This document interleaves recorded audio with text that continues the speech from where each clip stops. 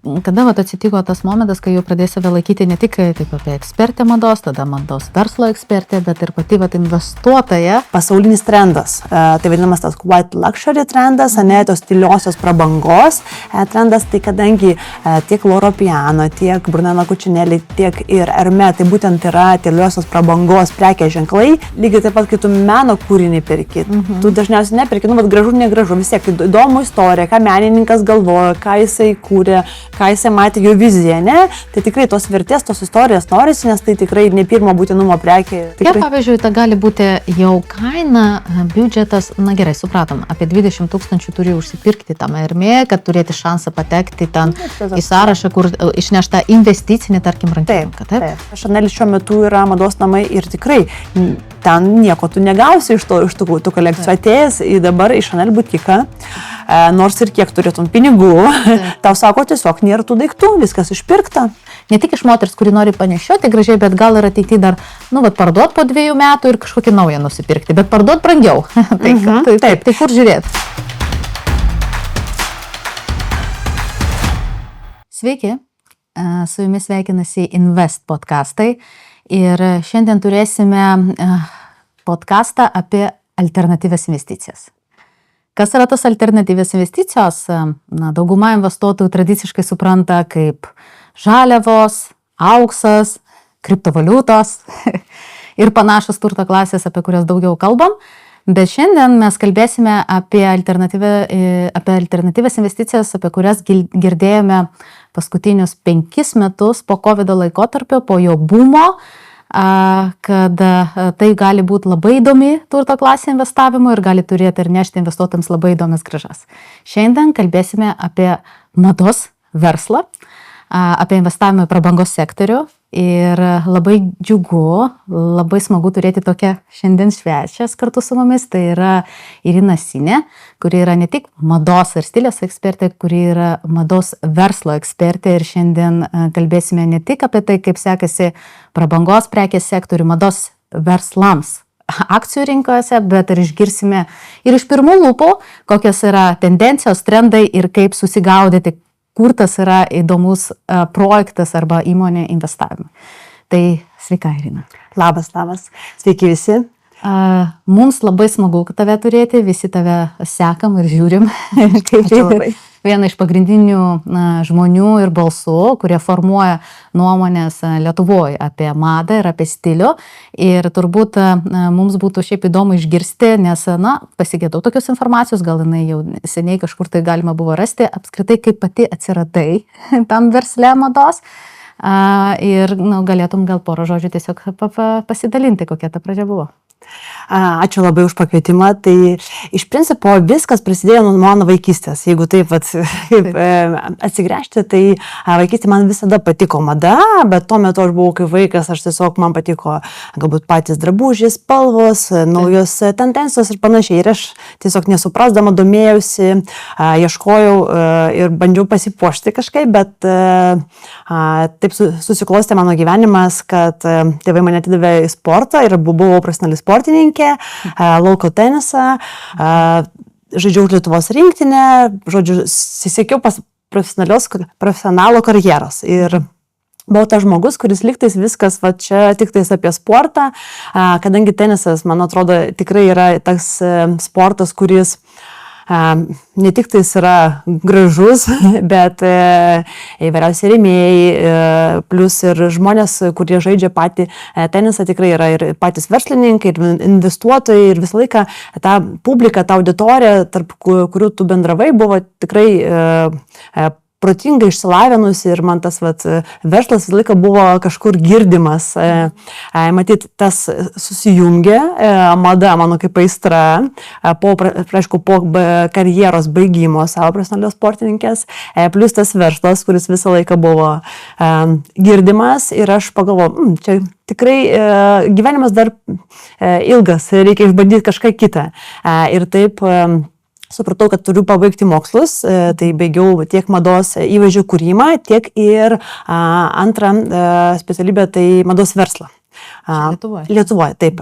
Čia jau po savo profesionalios tenisininkės karjeros ir supratau, kad norėčiau gilintis, o gilintis ne vien tik tais apie patarimus, kaip pasipuošti, kaip ir su kuo ką derinti, bet ir daugiau apie mados istoriją, kas vyksta mados pasaulyje šiuo metu ir panašiai. Tai trumpai tiek ir tuomet dirbau dar mados žurnale L'Officiel Lietuvoje, tai ten buvau pradžioje kaip stilistė, mados ekspertė, o tuomet mados redaktorė ir su L atėjimu į Lietuvą tapau L Lithuania vyriausia redaktorė, tai tokia, kaip sakyt, paragavau ir tokio verslo, jo, tai iš tikrųjų toks patirties yra visapusiškos tame, taipogi turiu ir savo prekės ženklą mados, irgi jau tiesiogiai dirbu kaip ir su mados verslu. Tai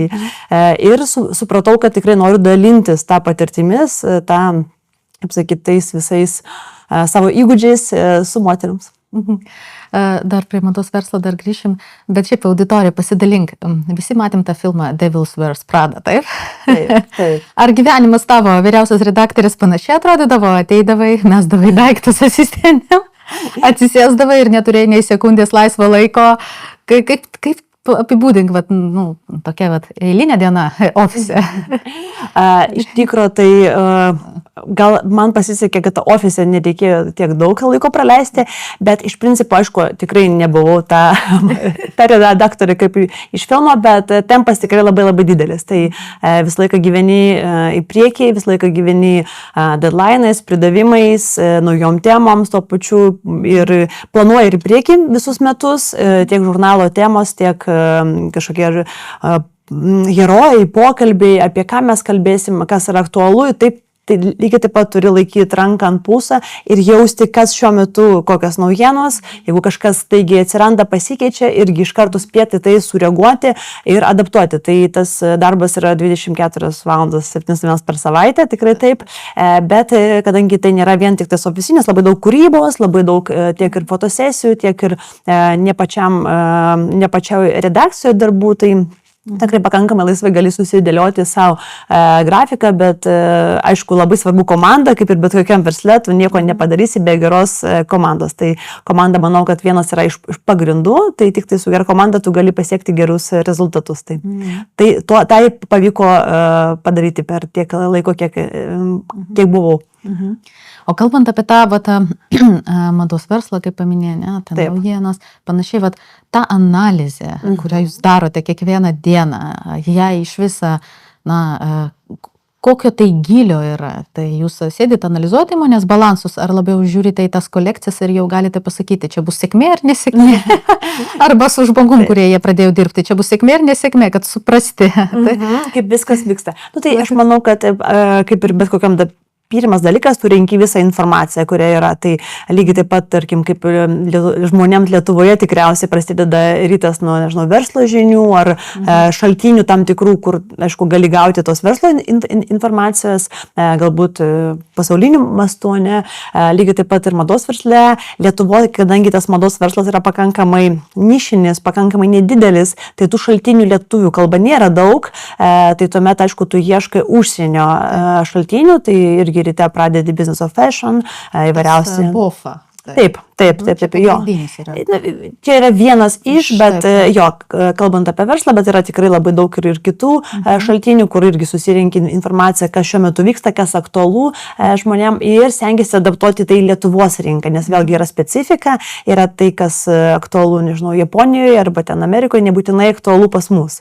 Tai irgi žiūri tik tais svarbiausias naujienas, žiūri kaip sakyt, visą ekspertų pasiskaitai nuomonės atsiliepimus ir rinki tą informaciją ir jo, darai pagal tai tam tikras išvadas, kas veikia pas mus Lietuvoje. O kalbant apie tą verslas ir investavimas, ne pačiai, kada atsitiko tas momentas, kai jau pradėjai save laikyti ne tik kaip apie ekspertę mados, tada mados verslo ekspertę, bet ir pati investuotoja ir, nežinau, čia ar galima turėti tokį investicinį portfelį, tokį dalyką, kaip pavadinti, kaip jį pati šiandien apibūdintum, jeigu turėtum, kada pradėjai tą dalyką žiūrėti kaip į investiciją? Iš principo, tik tais, kai jau atsirado galimybės, tai kai susikūrė tam tikrą savo kapitalą, kur jau atsirado tas komfortas, kad tu galėtum ir investuoti į tam tikrus dalykus, tai čia tikriausiai prieš kokius 5-6 metus įvyko, kai jau pradėjai tikrai galvoti, kad mada vis dėlto yra turi būti ir tvari, ir ilgalaikė, ir buvo toks noras susikurti tam tikrą gerą bazę, tam, kad komfortiškai gerai jaustis. Ir aišku, galų gale galėtum, kaip pats gali patarti ir padėti kitoms moterims. Tai. Na, dabar trumpai apie tai, kas tas yra prabangos sektorius ir kaip pasauliniu mastu šiandien jis yra vertinimas 1,5 trilijonais. Tai, tai skaičiuojama, kad nuo tų 1,5 trilijonų praktiškai tas mados sektorius užima kartu su prabangiais automobiliais daugiau negu pusė, 80% visos rinkos, tai iš 1,5 trilijonų, tai galima paskaičiuoti, kad beveik 1 trilijonas tai yra toks dylis, kad skaičius tai yra kokia Lenkijos ekonomika. tai jeigu kažkam atrodo, kad tenai rankinukai, laikrodukai, tai čia yra didžiulė industrija, kuri, jeigu žiūrėt, ilgalaikį laikotarpį uždirba per tuos ETF indeksus, kuriuos investuotojai gali investuoti. Amundi Luxury ETF yra ir panašiai Europoje, apie 11% metinių, tą laikotarpį nuo 20 iki 23 metų buvo ten po 30% metinių, bet matėme to sektoriaus didžiulį nuosmukį kelis metus iš eilės ir dabar matom tokia kaip ir nusistovėjusią stagnaciją ir kaip ir augimą. Taip?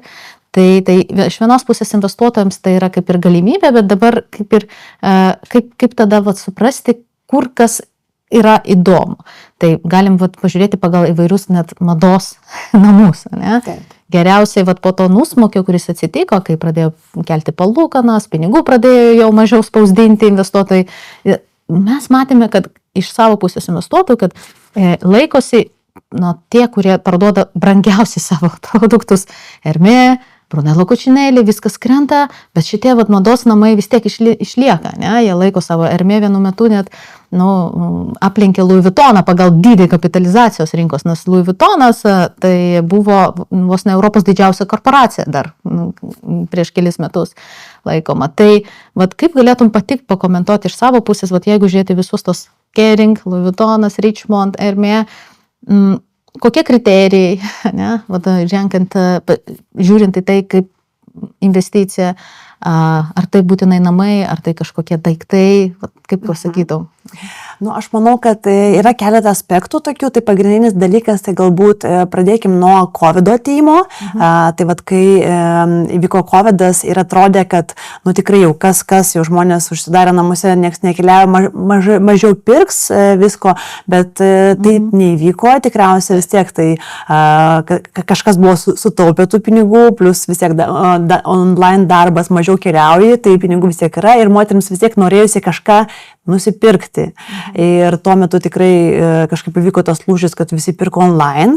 Paskui vėlgi kažkokią tam tikrą jau išsileido tos matyt sukautus pinigus ir vyko tokia stagnacija tam tikra ir atėjo toksai kaip ir pasaulinis trendas. Tai vadinamas tas white luxury trendas, tos tyliosios prabangos trendas. Tai kadangi tiek Loro Piana, tiek Brunello Cucinelli, tiek ir Hermė, tai būtent yra tyliosios prabangos prekės ženklai, kurie nenaudoja logomanijas, kurie nenaudoja kažkokių tai super trendų greitų, kurie yra daugiau būtent apie tą ilgamžiškumą, kalbant mados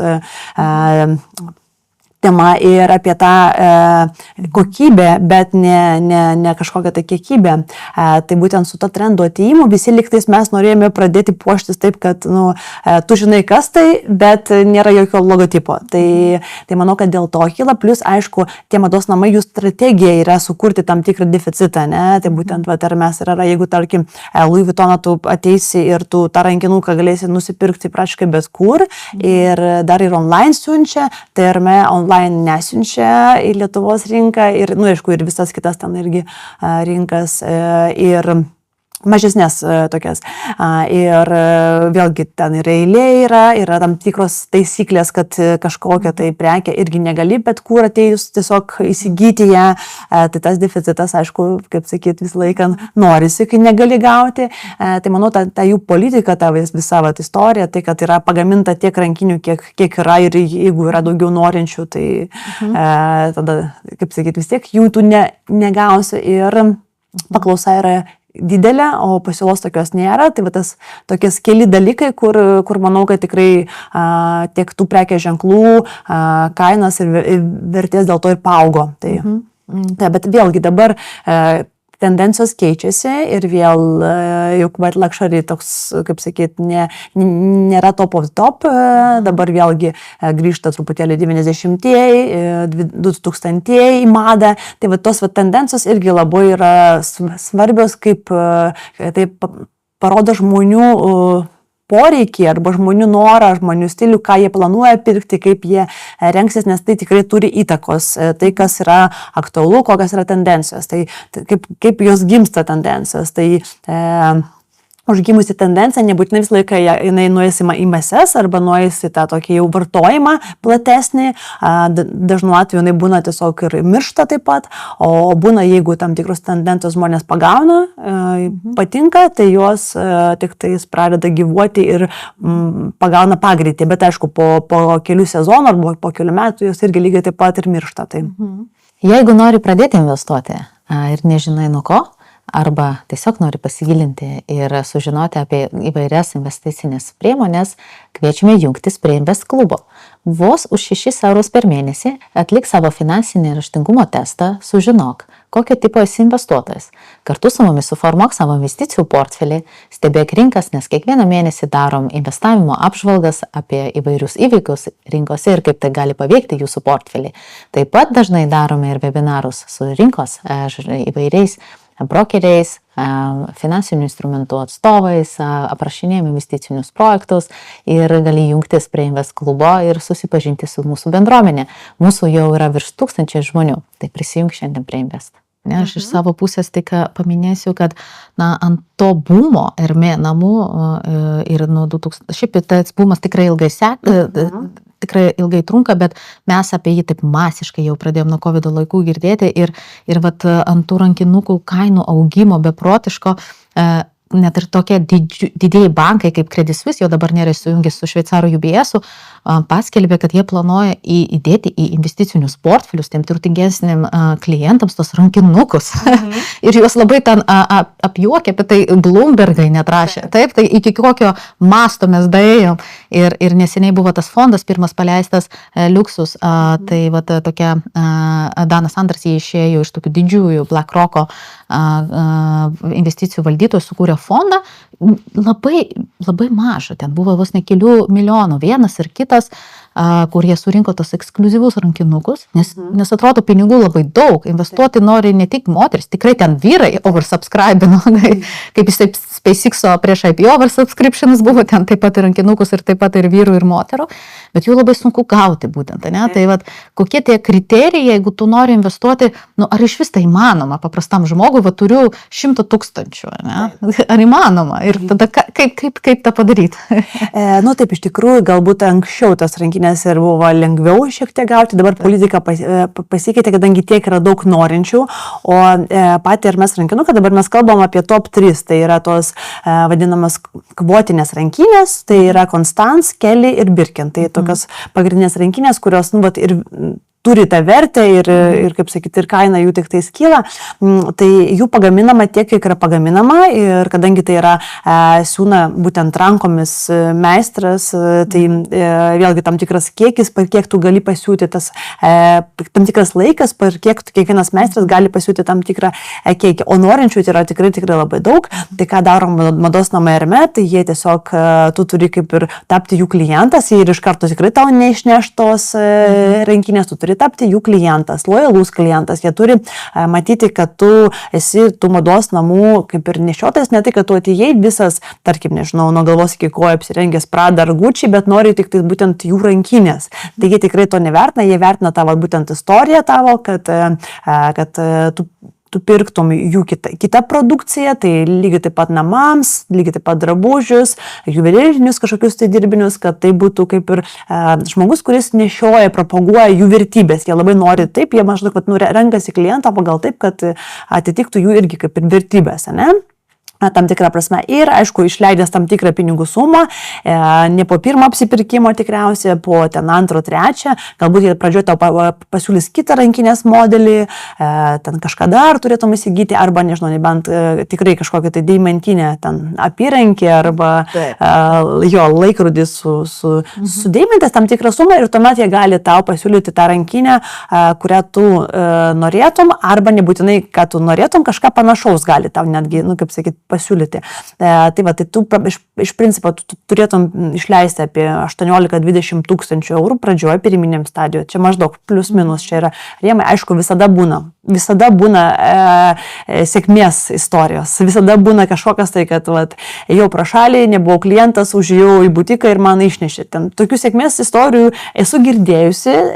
Tikrai manau, kad ir moteris komentaruose galės pasidalinti, kaip joms buvo.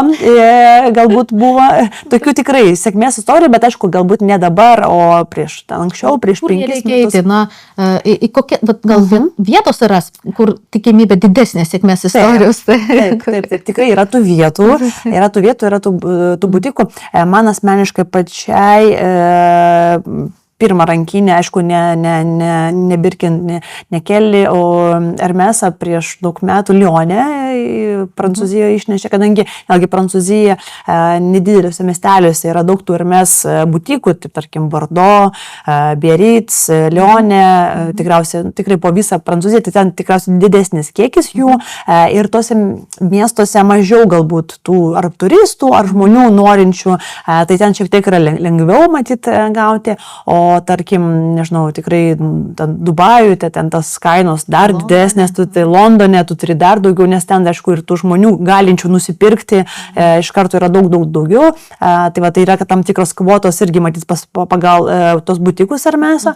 Tai man teko tiesiog gatvėje atėjau, be istorijos, be nieko, tai iš karto davė pasirinkti, aišku, čia buvo prieš 10 metų, bet tikrai yra buvę. Tai manau, kad dar vienas dalykas kurortinės vietos, kur irgi arba sezono metu tik tais dirba, tai Sardinija, tarkim, ar ten irgi salos kažkokios, tai kur irgi yra Hermes butikai ir kur tiesiog tik tai sezono metu butikas dirba, tai irgi tas žmonių kiekis galbūt nėra ant tiek didelis ir žmonės atostogaudami ne visi nori galbūt tų rankinių pirkti, tai irgi ten irgi galima šiek tiek lengviau, o Paryžiuje sistema yra tokia, kad yra online appointmentas, tu turi užsiregistruoti ir tik tai užsiregistravus tu gali gauti teisę, gal jeigu tave išrinks, į susitikimą su asistentu, kuris, kaip sakyt, galės tave priimti, tik tais, kad paklausti tam tikrų dalykų per rankinės arba duot pasimatuoti. Taip pat mes, kadangi mes esame Lietuva ir mes Baltijos šalyse Hermes butikų nėra, artimiausias butikas yra Varšuvoje, tai mes turim teisę pretenduoti tenais, kaip, reiškia, į tą susitikimą, tai ten yra toks kontrolis. Bet ten yra daug paprasčiau, nes tu gali užsirezervuoti maždaug mėnesiui į priekį yra eilė, gali padaryti rezervaciją į būtent tą odos, vadinamą, odinių gaminių appointmentą, tą vizitą. Vizito metu tau konsultantas, reiškia, tau užsirašo tam tikrą tą laiką, kada tu atvyksi, konsultantas tau supažindina tave. Supažindina su odomis, su spalvomis, su modeliais, su dydžiais, su siuvimo technika, nes yra išvirkštinis, yra, reiškia, siūlės, yra vidinės siūlės, daug tokių detalių, kur atėjus šiaip ir mes butiką, tu nepasimsi tos rankinės, tu nepasimatuosi, tau net ranką neduos paimti. Tu atėjęs, tu net nežinai, ko tu nori, arba koks dydis tau tiktų, arba koks modelis, kokia oda, yra minkštesnė, yra kietesnės odas. Butikė nieks neleidžia jų pasimti. Yra tik tais vitrinoje jos, bet jos nėra parduodamos tos rankinės ir gali tik tais akimis pažiūrėti ir tik tais tam tikri modeliai, tam tikros spalvos ir ten tikrai nėra viso asortimentai, dažniausiai tiek Birkin, tiek Kelly, bent Varšuvai net nestovi vitrinui. Tai Tai dėl to reikalingas tas appointmentas, prekės ženklas, vat, būtent ta istorija visa ir yra, kad jie nori tave, kad tu supažindinti, papasakoti apie, reiškia, kaip yra gaminamos tos rankinės ir panašiai. Tai vat, ta vertė jie ir kelia tom irgi vienas iš dalykų.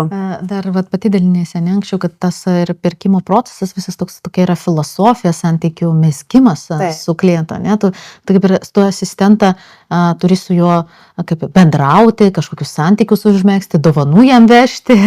Taip, užsimesti yra žmoniška, užsimesti tam tikrą ryšį.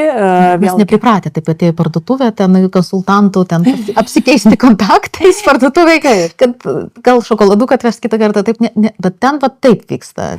Jo, iš principo taip, ten va ir yra, viskas yra ta istorija, ta patirtį ir ta experience, ne? Tai, kad mes, nu, va, turime patirti tai, ne? Jeigu va, ir jie papasako apie istoriją, taus rankinės istoriją, bet iš kitos pusės, argi tau prieš perkant neįdomu sužinoti, ne? Nežinau, lygiai taip pat, kai tu meno kūrinį perki, tu dažniausiai neperki, nu, bet gražu, negražu, vis tiek įdomu istorija, ką menininkas galvoja, ką jisai kūrė, ką jisai matė, jo viziją, ne? Tai tikrai tos vertės, tos istorijos norisi, nes tai tikrai ne pirmo būtinumo prekė ir kuri tikrai... Pavyzdžiui, tai gali būti jau kaina, biudžetas, na gerai, supratom, apie 20 000 turi užsipirkti tam Hermė, kad turėti šansą patekti ten į sąrašą, kur išnešta investicinė, tarkim, rankinuką. Tai kalbant apie investicinį rankinuką, tai, nu gerai, kokia tai yra suma, su kuria jau turėtum pasiruošti atsisveikinti, kad jau pretenduoti tą ne šiaip kažkokį kitokį modelį, kuris gal ten paprasčiau prieinamas, bet prie tų sunkesnių modelių. Apie kokias sumas kalbam? Pačių rankinių, ta prasme, suma, jau kai, reiškia, tu tu jau tampi klientas, tu jau turi istoriją, reiškia, susikrovęs tam tikrą portfelį, tų pirkinių, ne? Tuomet pati rankinė šiaip, jos kaina yra, man atrodo, kažkur apie 10 ir plus minus, ten yra kai kurie modeliai gali 9, kai kurie 11, priklauso irgi nuo tam tikro dydžio, nuo odos ir panašiai, bet šiaip iš principo ta kaina labai stipriai neauga kasmet, kaip tarkim Šanelis, daug, tarkim, pabrangimą daro didesnį. Hermeso pabrangimas dažniausiai būna 3-4% per metus pačios rankinės iš butiko tos jau, ne? Tai va, jeigu jau pirmą kartą išleidai 20, nu, žinom, per galbūt kelis apsipirkimus išleidai 20, aišku, tu gal ten susipirkai, nežinau, batus, diržą, ten rūbus kažkokius papuošalus, ne? Ir tuomet jau tada, tarkim, kažkelintas apsipirkimas tau galėtų išnešti tą rankinę, kurią tu norėtum, arba nebūtinai, kad tu būtent tokios prašiai tau išneša. Irgi yra savo niuansų, tai yra irgi dar kažkur apie 10-12 tūkstančių. Jeigu čia yra paprastesnė oda, paprastesnis modelis, jeigu mes kalbam apie kažkoks ekskluzyvinės, egzotiškas arba ten sezono modelis, jos aišku yra dar ir brangesnės, daug brangesnės. Tai ir vienas tų dalykų turbūt, ką daro labai geidžiama būtent tą brendą, tai kaip ir minėjai, deficitas, tai yra super deficitinė prekė, todėl antrinėje rinkoje paklausa yra beprotiška ir kainos yra 2-3 kart brangesnės negu ten butikė, nes tiesiog yra labai sunku gauti. Ne? Tai jeigu tu pabandytum surasti antrinėje rinkoje, tai jinai kainuos 2-3 kart ta pati tas rankinukas brangesnis. Tai Hermė yra viena iš tokių sėkmės istorijų, kur atlaiko, atrodo, ir visus recesijas, geopolitinės krizės, nors šiuo metu dėl to, kad artimieji rytai ir Afrika, ir Dubajus ten buvo vienas iš labiausiai augančių tos mados namų regionų, dėl visų tų geopolitinių priežasčių krito pardavimai ir jie paskelbė dabar, kai atsiskaitė, kad jie gali matyti ir netokią augančią trajektoriją, kokią matė, ir akcijos kaina krito dabar Hermė. Tai čia mes šitam podcaste jokių investicinių patarimų niekada nedalinam ir visada turite pasidaryti savo namų darbus, bet tai yra viena iš turbūt įdomiausių istorijų investavime luxury segmente, ne? Tai dabar prie kitų tokių Kering, Gucci mama, Louis Vuittonas, Dior mama ir daugelis kitų brandų ir šampanų ir panašiai. Tai jiems nebuvo tokie geri metai, jie atlaikė tas krizės ženkliai sunkiau ir pavyzdžiui, Keringas turėjo didžiulę kritiką Gucci. Ne?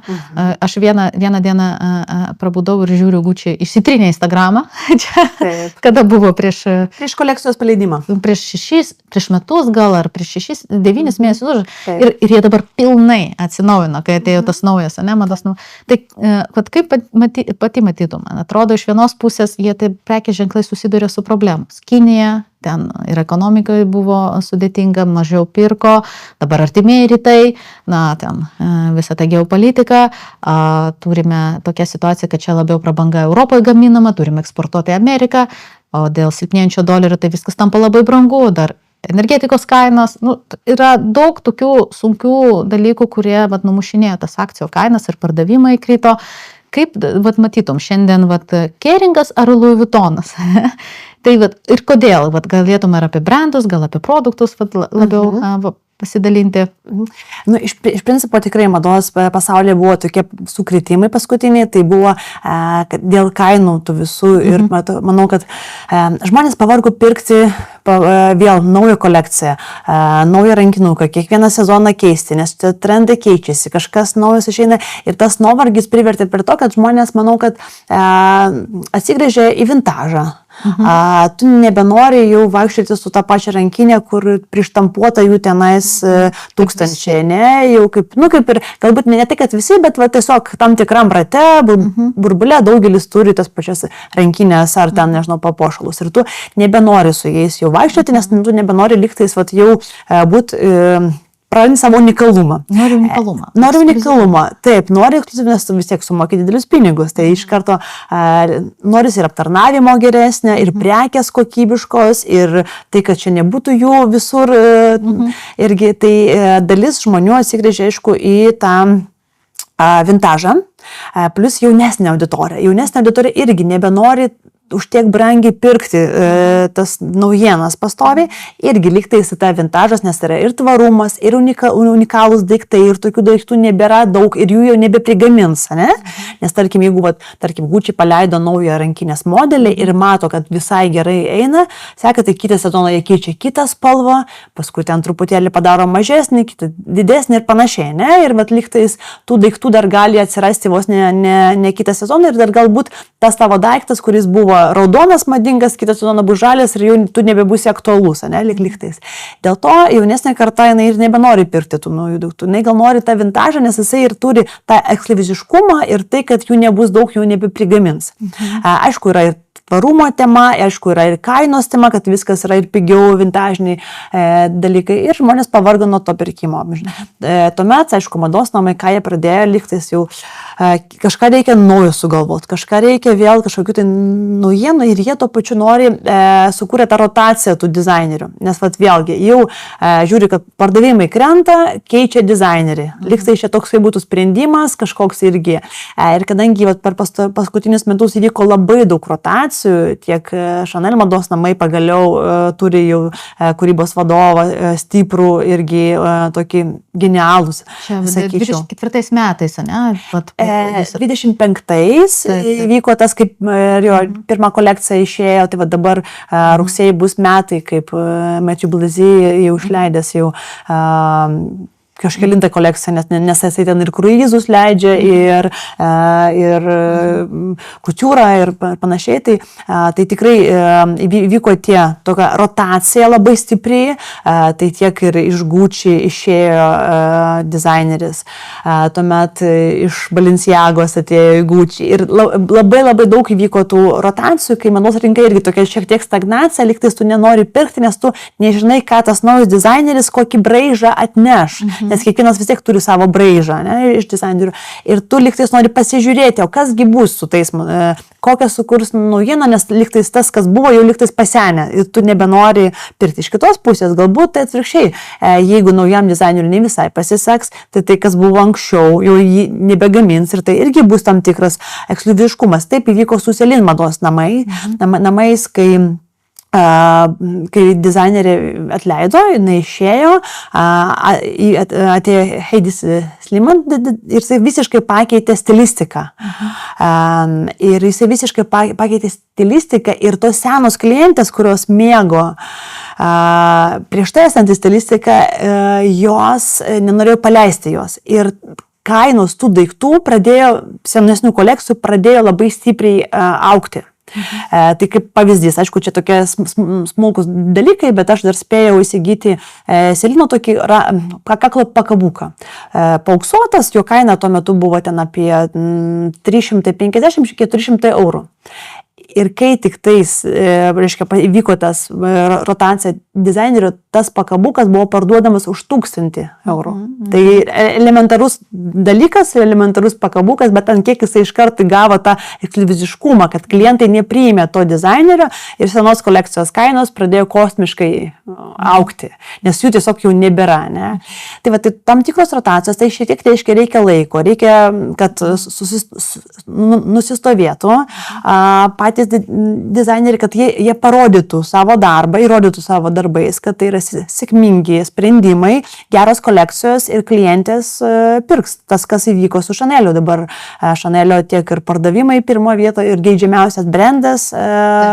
Chanel šiuo metu yra mados namai ir tikrai ten nieko tu negausi iš tų kolekcijų. Atėjęs dabar į Chanel butiką, nors ir kiek turėtum pinigų, tau sako, tiesiog nėra tų daiktų, viskas išpirkta.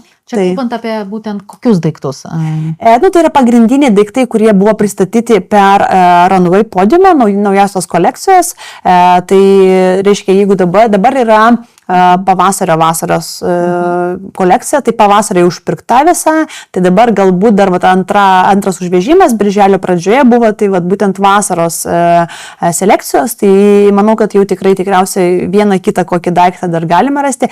Pagrindiniai daiktai tai aišku yra rankinės, aksesuarai, avalinė, tuomet aišku kažkokie tai podiumų rodyti švarkai, suknelės, ekskliuzyvinės. Invest populiariausi mokymų kursai grįžta. Kartu su Kursuok mes siūlome mokytis investavimo su valstybės finansavimu. Invest sukūrė unikalią mokymų programą, kurioje per 60 akademinių valandų jūs išmokstat nuo investavimo pagrindų iki investavimo mokesčių. Tai per visą kursą sužinosit, kas yra akcijos, kokios yra dividendinės, augimo akcijos, kuo skiriasi aktyviai valdomi fondai nuo pasyviai valdomų, kas yra ETF-ai, kaip išsirinkti tinkamą ETF-ą, kaip pasirinkti brokerį, kuris tinka būtent jums, kas yra sutelktinis finansavimas, tarpusavio skolinimas, kuo naudingas investavimas į obligacijas, o kokios rizikos. Kviečiame jungtis prie daugiau negu 200 jau mokymus baigusių žmonių, kurie įvertino mūsų kursus labai gerai, labai patenkinti rezultatų ir mokytis investuoti kartu.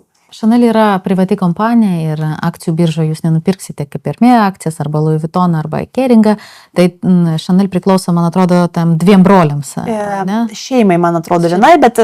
Taip. Ir dabar, kalbant apie tada Chanelį, visi priprato matyti tą kaip ne kaip investiciją, bet geidžiamą rankinuką, tai yra Chanel Classic. Taip. Modelis. Klasikinis modelis, kurio kaina jo kiekvienais metais labai stipriai auga. Taip, ir man atrodo 2ženkliais vos ne augimais. Ne? Tai dabar kalbant apie tą investiciją šiandien, ar reikia dabar žiūrėti vėl į tuos klasikinius labiau, jeigu tai žiūriu kaip į daiktą, kurį šiandien galima nupirkti ir gal labai tvarkingai nešioti, o po to parduoti, ar labiau dabar žiūrėti iš naujos tos kolekcijos rankinukų ieškoti, kaip pati matytum, tas, ne tik iš moters, kuri nori panešioti gražiai, bet gal ir ateityje dar, parduot po 2 metų ir kažkokį naują nusipirkti, bet parduot brangiau. Tai kur žiūrėti? Tai aišku, tai būtų tikriausiai klasikiniai modeliai, nes jų kaina kiekvienais metais taip stabiliai auga ir aišku, galbūt neimti tas spalvas, kurios rinkos yra perpildytos, tai juoda tikriausiai tokia, kur tikrai yra visą laiką jie rasi atėjus į parduotuvę, nes jos kainas santykinai nedaug auga, o vis tiek, jeigu tu panešiosi tą daiktą, tai jisai bus jau kaip naudotas. Bet imti kažkokias sezono spalvos, nes kiekvienais metais Chanelis išleidžia tas klasikinius variantus ir tam tikrą spalvą. Tai tada tą spalvą išleidžiama tik tais tą sezoną ir kitą sezoną ar dar kitą jie nebekartoja tos spalvos. Ir tada, aišku, tos klasikinio modelio tam tikros spalvos kaina yra didesnė, nes tai yra unikalesnė. Aišku, tai nėra kažkokios super ryškios spalvos, ar jos visą laiką bus pigesnės, nežinau, kaip ten ryškiai geltona, ryškiai rožinė. Tai yra vis tiek daugiau tos bazinės spalvos, daugiau tai galbūt ne tokios pretenzingos spalvos. Aišku, oda geriausia nemedžiaginė, arba kitas variantas, jeigu mes kalbam apie podiuminius daiktus, kurių nėra daug, kurie yra limituoti, tai jie irgi yra labai ekskliuzyviniai, jo irgi jų kaina auga, nes tikrai jų jau nebebus daugiau ir tuomet irgi yra žmonės, kurie kolekcionuoja, kolekcininkai, tai jie tuos daiktus tam tikrų sezono irgi labai ieško ir jų kaina irgi auga, bet jau tų daiktų gauti yra dar sunkiau, nes pirmoji vietoje, tai aišku, jie yra siūlomi savo klientams VIP ir tie klientai dažniausiai jos nusiperka į savo kolekcijas ir jau turi, tai juos yra sunkiau gauti.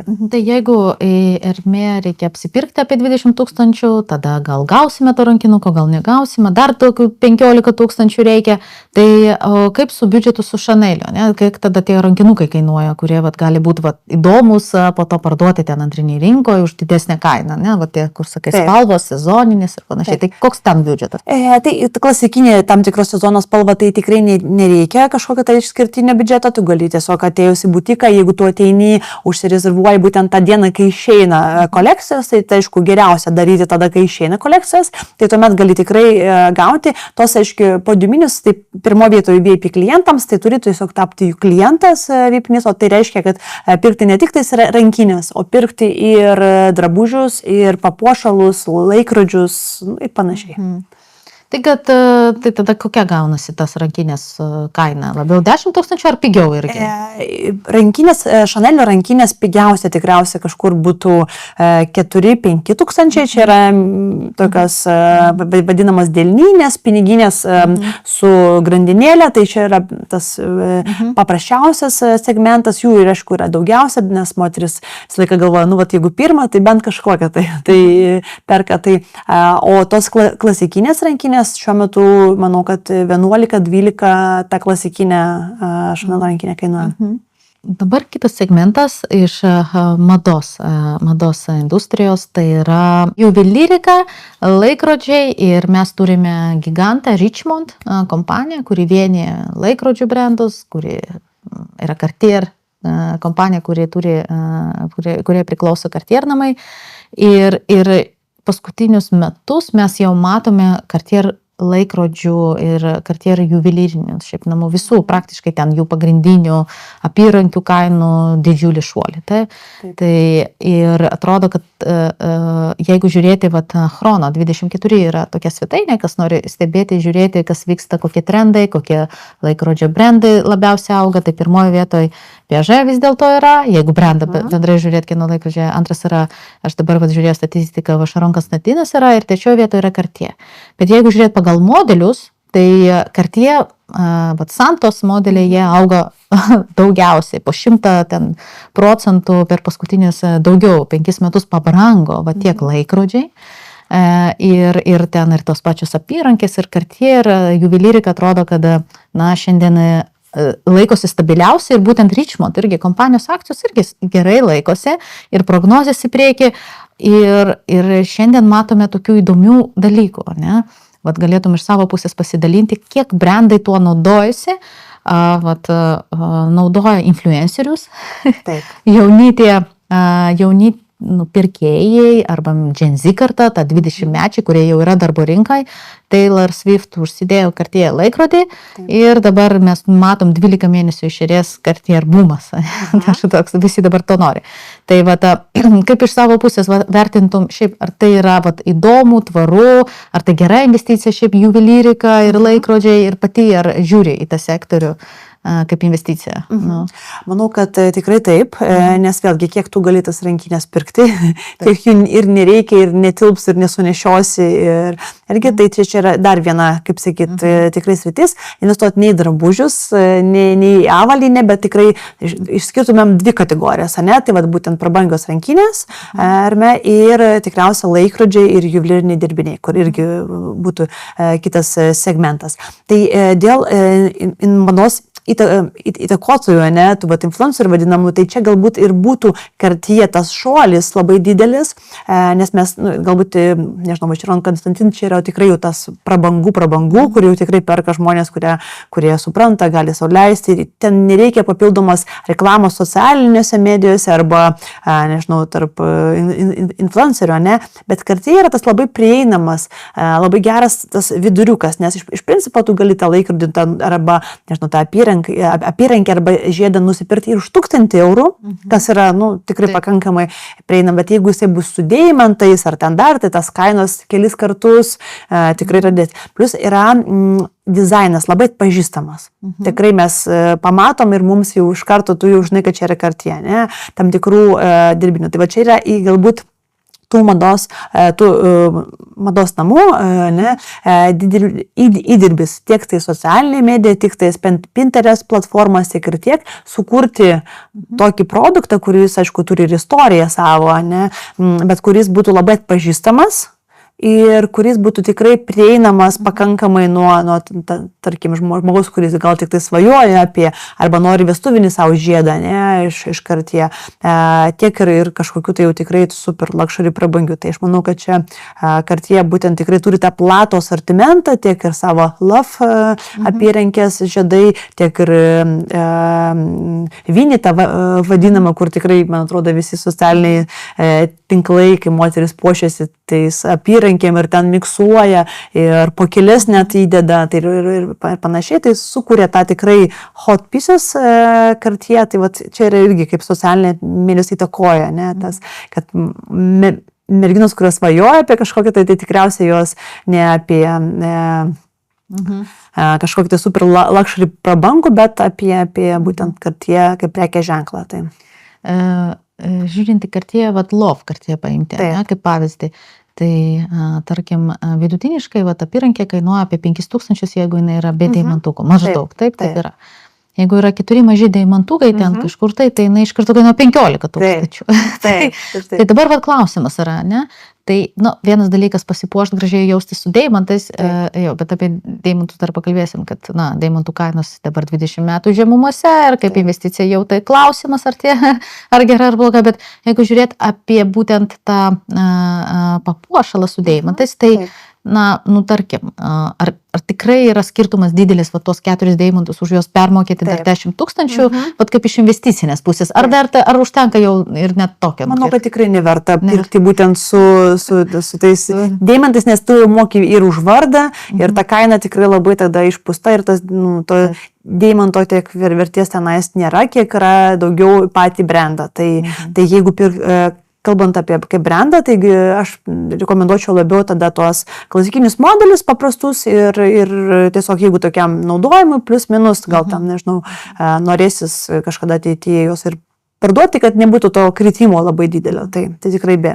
Tai prieš irgi mūsų pokalbį pažiūrėjau statistiką, tai jeigu žiūrėt labiausiai iš laikrodžių, tai Cartier Santos brangsta per 5 metus labiausiai ir per 12 mėnesių, tada yra Cartier Tankas ir trečioje vietoje Panterė. O jeigu žiūrėti į apyrankų būtent Love, tai brangsta ten vos net 2 ženkliais, net skaičiais paskutinius kelis metus. Tai galima kitą kartą moterims, kaip sakyt, ir jaustis tikrai, tai, kaip čia pasakyti, gerai nuo to, kad ne tik gražiai atrodo, bet čia ateity gal jų ir brangiau parduoti. Taip, ir jie iš tikrųjų tą Love apyrankę dabar truputėlį kitokią padarė, nes irgi, tai irgi kažkokių naujienų, naujovių įneša irgi, kad galėtum ir dabar naują nusipirkti. Tai dabar, kaip ir minėjau, buvo daug pakeitimų tuose mados namuose, dabar turim artimų rytų krizę geopolitiką, kuris stipriai irgi paveikė vartojimą, tai reiškia mažiau perka ir prognozės kol kas irgi neaiškus, matom tokią korekciją vėl naują rinkoje ir net ir Hermė akcija dėl to pakrito, bet jeigu žiūrėti dabar bendrai į trendus, tai paskutinius metus yra Brain & Company, kuri daro prabangos prekės sektorių visą analizę, tai paskelbė, kad apskritai keičiasi, kaip ir paminėjo, nauji vartotojai, tai yra jauni vartotojai apskritai, kad dar seniai vartotojai, dabar yra ne tik daiktas, bet ir tas jausmas, patirtis. Tai reiškia patirtis, experience, kaip tu jautiesi su tuo daiktu. Ir jeigu žiūrėti, pavyzdžiui, tie daiktai, kurie parduoda tik daiktus brandai, jie ten -1, -2, nuo praeitų metų, bet jeigu žiūrėti, pavyzdžiui, verslus kaip viešbučius, kaip jachtas, kaip lėktuvus privačius, ne, prabangių jachtų kompanijos, tai ten beprotiški augimai yra, ne. Ir matome, brandai irgi tai atsižvelgia. Vat pirmas, man atrodo, buvo vos ne Louis Vuittonas, kuris dabar, ne, eina į tą sektorių, bet ne tik dėl to, kad ten viešbutį galėtum irgi pasidalinti, bet ir šiaip, ką jie daro dėl to, kad tą naują klientą pritraukti. Tai jeigu žiūrint iš investicinės pusės, irgi reikia žiūrėti brandus, kurie turbūt tos papildomos jau vertės kažkokios gali sukurti, ne? Taip. Vienareikšmiškai, aišku, jie irgi matosi, kad jau rinka yra perpildyta ir kiek tų drabužių, rankinių, papuošalų gali pirkti, tai aišku, kadangi kaip brandas prekės ženklas yra labai stiprus, jie eina ir kitas rinkas, taip pat Louis Vuitton ne tik tais viešbutį, bet ir paleido savo kosmetikos liniją, kas irgi iki tol net nebuvo jų planuose, tai tarkim Louis Vuitton lūpdažis kainuoja 150-160 eurų, tai yra brangiausias lūpdažis apskritai rinkoje, kur atrodo, tai kaip mes kalbėjome apie tą lūpdažių krizę, kai ateina krizės, tai išaugo raudonų lūpdažių pardavimai. Realistic effect, vadinasi psichologija, ne? Taip, kur išaugo pardavimai, nes moteris vis tiek, jos gal negali nusipirkti tą rankinuką Louis Vuitton ar Chanel, bet nori vis tiek prisiliesti prie to grožio, prie to prabangaus ir perka savo lūpdažį, ne, Chanelio arba Louis Vuittono. Tai būtent už Louis Vuittono lūpdažį 150 eurų, kur atrodo, kas dar galėtų būti, bet jie to pačiu bando save, kaip sakyti, pozicionuoti taip, kaip tokį antiek prabangų segmentą, kai tarkim vidutiniškai Chanelio arba Hermeso lūpdažiai yra patys brangiausi, tai yra kaina jų apie 60-70 eurų, tai 80 eurų, ne, to lūpdažio, tai čia dvigubai brangesnį lūpdažį paleido. Tai aišku, kitas labai svarbus dalykas, tai kad kai dalis klientų nusigrėžia į vintažą, nes jau nebenori to, arba tai jaunesnė karta, tai Louis Vuittonas išleido rankinę, kuri atrodo kaip vintažinė, yra sentinta, jų yra klasikinis vienas iš populiariausių Speedy modelių, dabar išleistas irgi Zendaya yra jų ambasadorė, o Zendaya būtent yra jaunesnės kartos, tas ikona, ne, tas veidas, tai būtent ta auditorija ir jinai yra ambasadorė, jinai yra veidas tos rankinės. Tai ką parodo? Tai parodo tai, kad vėlgi mados namai lygtais kviečia tą jaunesnę auditoriją pirkti tą vintažą, jie nori jau konkuruoti su vintažinė Louis Vuitton, o pasiūlo jiems naują, tik tais tokia kaip pasendinta, lygtais, kad jinai būtų vintažinė. Tai vėlgi, galbūt toms pervilios dalį klientų, kurie nenori vintažinės arba nenori iš antrų rankų rankinės, bet nori, kad rankinė atrodytų lygtais kaip jinai vintažinė. Nes vėlgi tai yra toks trendas dabar, kad rankinė turi tarnauti, ne? Ir tai yra tam tikra rodiklis. Jeigu moteris ateina ir pas ją rankinė nauja, visa blizganti, ne vieno įbrėžimo ir panašiai, tai reiškia, parodo, kad jinai tą rankinę perka kaip investicija, ne, arba kaip daiktą, arba kaip vienintelį savo daiktą, kurioje nenori pabrėžti tik savo statusą. Ir jinai su ją vaikšto labai retai, labai stipriai saugo ir, tai vienintelis dalykas, kuris parodo, kad tai nėra daiktas skirtas gyvenimui. Tai dėl to jaunimas nori, kad parodyti, kad tie daiktai yra pirkti ne dėl to, kad parodyti savo statusą, o tam, kad tarnautų tau, nes rankinės prigimtis yra ir šiaip tikslas yra nešioti daiktus ten laikyti, nenešti, tai specialiai rankinės net, taip, patrina, pabraižo, nepamėto, bet jos taip truputėlį, kad jos būtų lygtais tokios jau panešiota rankinė. Tai yra ženklas, kad tai nėra tau svarbus dalykas, tu nesi materialistas ir tu netarnauji tam daiktų, o tas daiktas tarnauja tau. Dėl to tiek ir Gucci kolekcija Demna išleido rankinės, kurios yra jau pabraižytos. Demna tai yra naujos kūrybos vadovas Gucci. Demna, taip, jisai perėjęs iš Balenciagos, yra dabar naujos kūrybos vadovas, tai jo irgi tas tikslas buvo, kad pritraukti tą jaunesnę auditoriją, kad pirktų ir nepirktų vintažą, o pirktų būtent naują, bet lygtais atrodo, kad jinai yra panešiota ir rankinė specialiai yra pasendinta, patrinta, pabraižyta, lygtais jinai būtų panešiota. Taip pat irgi tas pas socialiniai tinklai, TikTokas, tokį trendą, kur jaunimas filmuoja, kaip jie ima rankinę ir ten ant jos maždaug jie įlenda ir pašokinėja, kad jinai būtų tokia panešiota, palamdyta ir irgi, bet tai yra trumpalaikis, manau, kad galbūt sezono 2 trendas, kaip mes ir kalbėjome apie quiet luxury, taip ir dabar, kad tas daiktas lygtais būtų, jau panešiotas. Tai mados namai greitai gauna tas nuotaikas irgi stengiasi visas auditorijas pataikyti. Tarkim, paskutinis šou, kuris su Gucci mados namams įvyko, tai visą laiką reikia žiūrėti, kai tu žiūri šou, kas sėdi pirmose eilėse. Pirmos eilės parodo tos triggerius, į ką prekės ženklas, kokia auditorijose eina. Tai jeigu mes matome, kad ir Demi Moore sėdi pirmoje eilėje ir ACD Kid, man atrodo, taip teisingai tarėsi, tai yra jaunimo devaitis reperis, kuris nerodo savo veido. Tai vėlgi jisai sėdi pirmoje eilėje šalia, tai reiškia mados namai ir jaunimą taiko, nes jisai yra jų ambasadorius ir šalia sėdi Sabalenka tenisininkė ir Sinneris tenisininkas ir Formulės 1. Mercedeso, Mercedeso laimėjo Formulė 1 šiais metais Monako. Taip, Kimi. Jo, tai ir jisai sėdi, tai reiškia ir sportą, ir auditorija nori pritraukti ir tą tokį prabangesnį sportą, vėlgi, kuris nėra pigus tenisas ir Formulė 1, tai vieni iš tokių brangiausių sportų, bet to pačiu ir jie yra labai populiarūs. Ten tikriausiai nepamatysi futbolininkų, pirmose eilėse, nes apskritai galbūt futbolininkai nėra stiliaus ikonos. Cristiano Ronaldo yra? O tikrai ne. Cristiano Ronaldo yra labai labai talentingas, labai tikrai be galo turintis didelę auditoriją, bet kaip stiliaus ikona jisai nėra stiliaus ikona. Futbolininkų nėra stiliaus ikona. Stiliaus ikona sporto pasaulyje yra NBA žvaigždės. Pažiūrėti NBA, pas juos net yra kultūra visa, atėjimo į mačius, juos filmuoja paparaci, kaip jie atrodo. Nes mada ir krepšinis, būtent Amerikoje, tai yra vienoje vietoje. Taip, mes matom, kaip žvaigždės rengiasi ir eina ten demonstruoti savo vaizdą.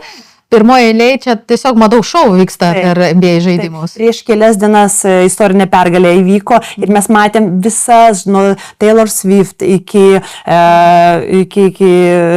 man atrodo, tenais. Kardashian sesės visos. Taip, ir Bibi, ir ten, žodžiu, visi buvo ir visi norėjo tapti dalimis to ir ten, aišku, prekės ženklai gali parodyti, kaip aprengti tas žvaigždės ir nes jos ten visi filmuoja, fotografuoja, tai tikrai ten monetizacija yra labai didelė.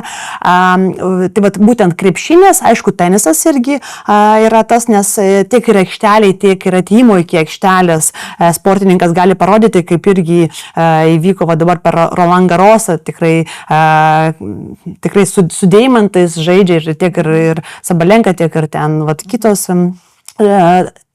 tenisininkės.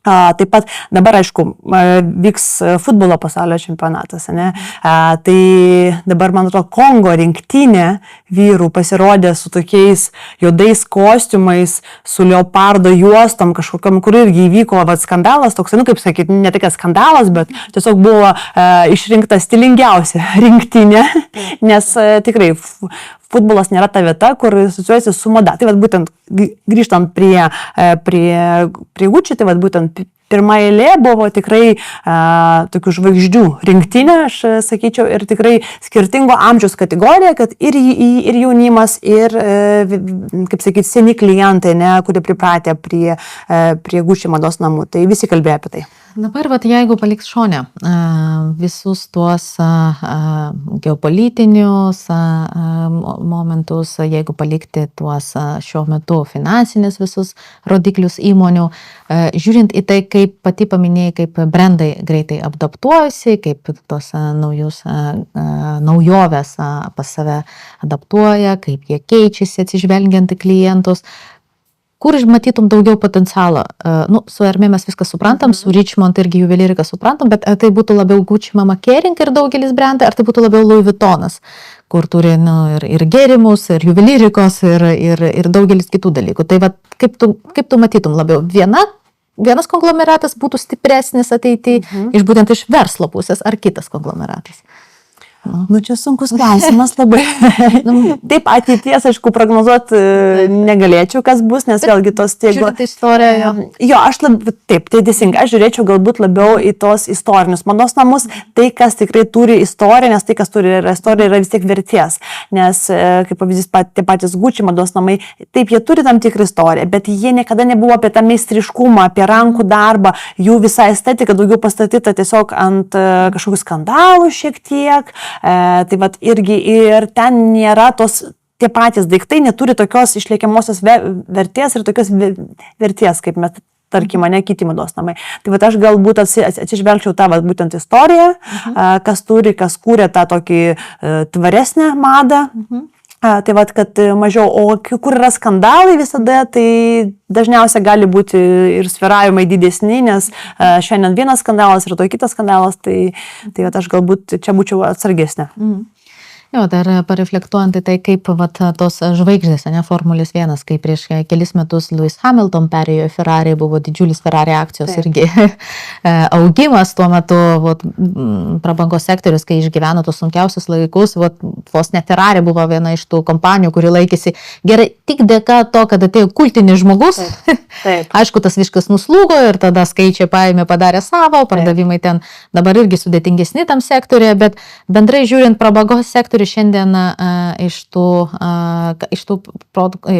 prekių, iš tų brandų, ką paminėjom, jis toks, jau nebestagnuojantis, jau kažkiek tai ir atsigaunantis yra, bet kalbant apie tą konkurenciją, tai mes, jeigu prieš ten 5-7 metus gal juoktumėmės, jeigu išgirstume apie Kinus. Apie Kiniją. Tai buvo pagrindinė rinka prabangos sektoriui, jiems reikėjo ten išmokti gyventi be Kinijos, nes ten didžiulis ekonominė krizė buvo, dabar ten yra skatinama vidaus prabangos sektorius, tiesiog vidaus prabangos prekės yra. Ar matytum juos kaip rimtus Europai, nes Europą mes nelabai daug turim kuom, taip jau yra pasidžiaugta. Turime finansų sektorių, turime ten tos lygas į šveicarus ir kitus didžiuosius bankus, turime sveikatos apsaugos biotechnologijos sektorių, turim luxury, viskas, kas listinguojasi ir galima. Jo, tai vat, ar galim žiūrėti vat, iš mados verslo ateinančią, nes aš manau, jūsų darbas irgi pamatyti problemą, kol jos dar nėra. Taip. Tai ar iš ten gali ateiti problema? Mes galime Europoje pirkti kinų prabangos prekės ženklus ar jaunimus? Per artimiausius tikrai dešimtmetį aš abejočiau labai stipriai, nes dar tikrai reikia tos istorijos, nes tam, kad Paryžius taptų mados sostinė, reikėjo dešimtmečiais formuoti. Buvo subsidijos įvairiausios įvestos, kad pritraukti tos geriausius meistrus, geriausius kuturjė, geriausius, nežinau, šilkų visų ir audinių tiekėjus. Tai kad sukurti būtent tai, kas yra dabar, tai tikrai 100 metų užtruko. Tai, kad mums vis tiek, kad Paryžius mados sostinė, kad Pekinas mados sostinė, tikriausiai, kad tikrai čia reikėtų daug pastangų, daug metų, daug įdirbio, kad mes norėtumėm, vis tiek, manau, kad tikrai ne, aš taip tikrai nestatyčiau. Nes taip, kad jie pirks ir ne tik tais Kinėje, bet ir kad mados namai pataikaus tai rinkai, tikrai taip, nes ten yra didelį tikrai perkamą galę, tai ten tikrai to bus, tiek ir Indija matau potencialą, nes apskritai žiūrint pagal tendencijas, artimiausi 5 metai, būtent tos mados tendencijas, tai labai stipriai eina į rankų meistrystę, tai kad žmonės labiau vertina tai, kas yra rankomis sukurta, o ne fabrike pagaminta, tai, kas yra unikalu, tai, kad tikrai yra vienetiniai dalykai ir tai, kad yra sukurta tam pačiam regionui pagal kultūrinį kodą, nes vėlgi tas yra labai svarbu, nes tie patys, tarkim, nežinau, indų moteris, jos nenori gal tų Chanel švarkelių, jos nori tai, kad būtų Chanel, bet būtų sukurta pagal jų kultūrinį kodą. pagal jų spalvų kombinacijas tam tikras. Dėl to mes per tendencijas matysim daugiau tam tikrų dalykų, kurie yra adaptuoti arba labiau priimtini ne mums, europiečiams, nes mes jau visko turim persisuoti, kiek mes galim dar vieną juodą švarką pirkti. O būtent tai rinkai, kur yra spalvos, kur yra tam tikri pagal religiją, kultūrinį kodą apdangalai, tam tikri drabužiai sukurti jiems. Ne? Dėl to labai stipriai dabar dominuoja tos įvairiausios kultūros. Mes matom tokį dizainerį kaip Vilija Čevarija, kuris propaguoja tą Latino Amerikos kultūrinį kodą, nes mums taip kaip vartotojų yra labai įdomu pamatyti. Mums tai yra nepriimtina, mes vis tiek pripratėm prie savo tokios, kaip sakyti, stiliaus. Mums įdomu, o mada tai yra žaidimas. Pažaisti jų kultūrinį kodą ir kaip moterį įsikūnyti tą latino amerikietę, tos stilistikos. Ir prognozuojama, kad būtent tokie dizaineriai, tokios rinkos, jie augs, nes vartotojams tiesiog įdomu išbandyti tai, kas nėra dar, kaip sakyti, išbandyta. Bet apie tai ir bus labai įdomu, jeigu sutiktum pakalbėti dar po kažkiek laiko mūsų podcaste. Šiandien pačios įžvalgos, nuo kokių sumų galima pradėti investuoti, kokių gražų galima tikėtis, kur žiūrėti, yra labai įdomios ir vertingos. Aš visą šitą valandą labai įdėmiai pati klausiau ir turbūt man pačiai ir manau, kad daug ir mūsų auditorijai bus labai įdomu. Tai jeigu jums patinka turinys, kurį jūs šiandien išgirtate, spauskite subscribe ir tikrai kursime toliau tokio tipo edukacinį turinį. Irina, buvo labai įdomu, labai smagu turėti tave čia ir tikiuosi dar pasimatysime ir apibendrinsim mūsų šiandienos pokalbį ir gal pakalbėsime apie tai, kas jau pasikeitė ir kur dabar artimiausiu metu galėtume ateiti žiūrėti kaip į investavimą. Dėkui labai už pokalbį. Ačiū labai.